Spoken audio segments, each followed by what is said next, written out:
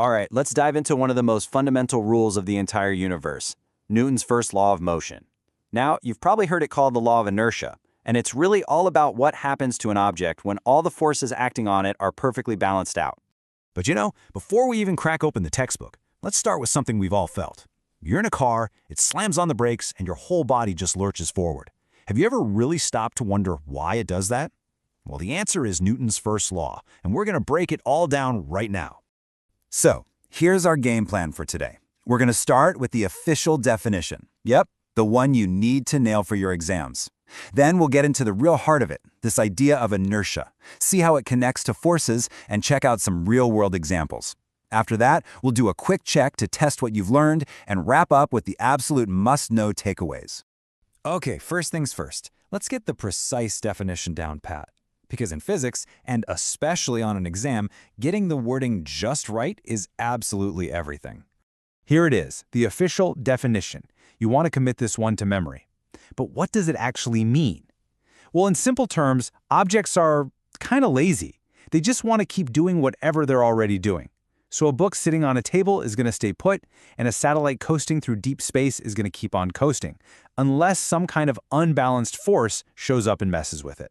Now listen up, because this is a super common exam trap. You can't just say force. You absolutely have to say resultant force or net force. Why? Because that specific phrase tells the examiner that you get it. It's not just any old push or pull. It's the overall sum of all the forces, the final imbalances that actually changes an object's motion. So let's dig deeper into that laziness I mentioned. This brings us to the core concept behind the law, inertia. Think of it as the universe's natural resistance to things changing. So inertia isn't a force. It's more like a built-in property of matter. You could almost call it an object's stubbornness. Everything with mass has it.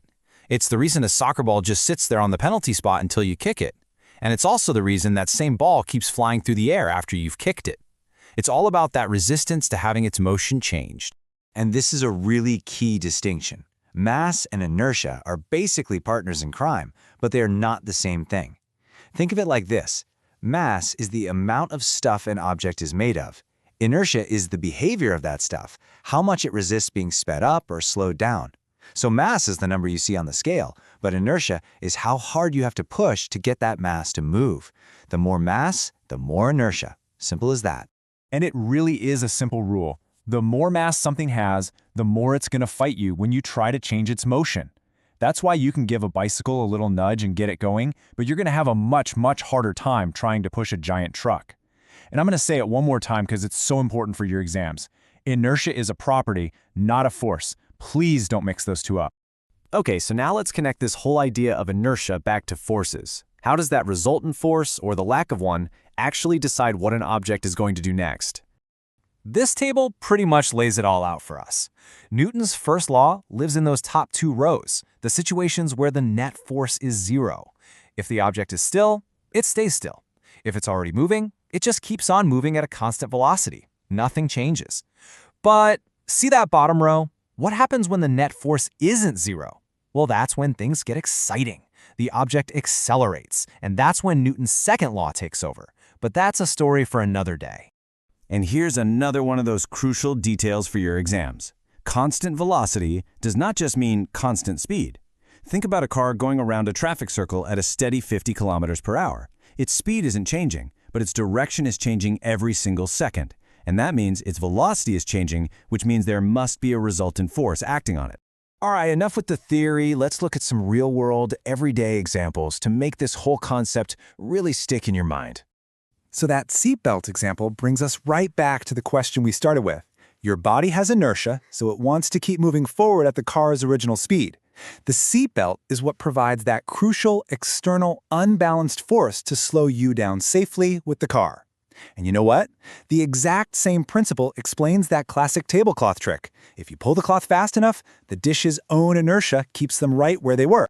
Okay, so you've seen the theory, you've seen the examples, now let's see if you can apply it. I've got a couple of questions for you that are pretty much exactly what you might find on your next physics test. I'll pop the question up, and you can just pause and have a think about it before we go through the answer together. Ready?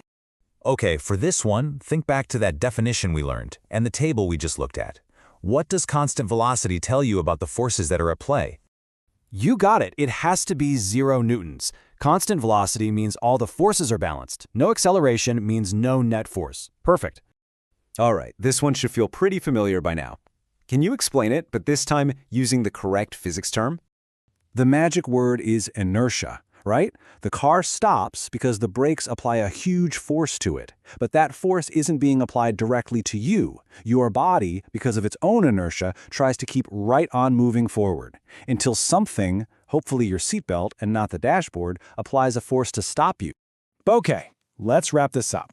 We're going to boil everything we've talked about down into the absolute most important points you need to remember for exam day. Let's lock this in. If you only remember 4 things from this whole explainer, make it these. Number 1, always use the term resultant force in your definition. Number 2, 0 net force does not mean the object is standing still. It just means there's no change in its motion. It could be cruising along at a constant velocity. 3, inertia is simply that resistance to change. And 4, inertia is measured by an object's mass.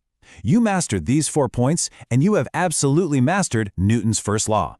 And I'll leave you with a final thought to really let this sink in. Imagine you're an astronaut in deep space, far away from any planets or stars, where gravity and friction are basically 0. You let go of a wrench. With no resultant force acting on it, what's going to happen? It's just going to keep moving in a perfectly straight line at a constant velocity forever. And that right there is the law of inertia in its purest, most awesome form.